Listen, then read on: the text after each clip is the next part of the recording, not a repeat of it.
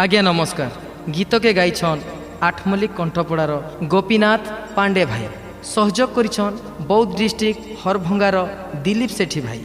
गीत के लेखिछन बीएमपुर जामपालीर पप्पू भाई। विशेष सहयोग करिछन सारस दादर सुंदर भाई। संगीत देइछन त्रिशूल भंजा। धन्यवाद।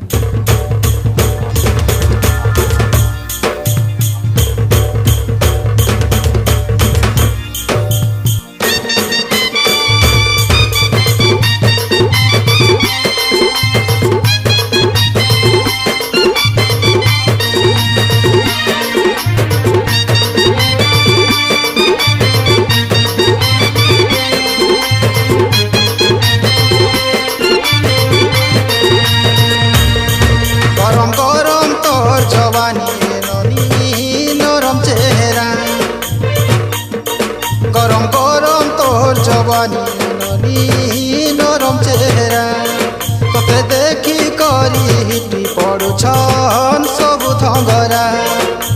हाय रे मोहनी जादूगर पछे बुलाइलो निडाल भर। हाय रे मोहनी जादूगर पछे बुलाइलो निडाल भर। तोर सॉलिड चेहरा देखी तोर चेहरा गरम गरम तोर जवानी रे ननी नरम चेहरा। गरम गरम तोर जवानी रे ननी नरम चेहरा। गरम गरम तोर जवानी रे ननी नरम चेहरा।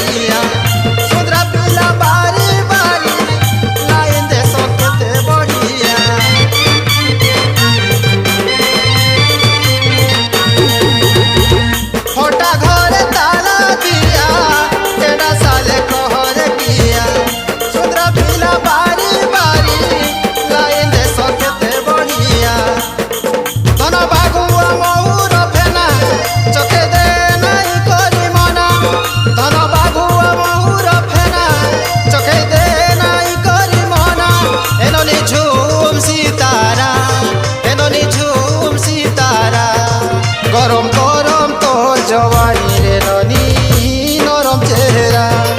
गरम गरम तोर जवानी रे ननी नरम चेहरा। गरम गरम तोर जवानी रे ननी नरम चेहरा।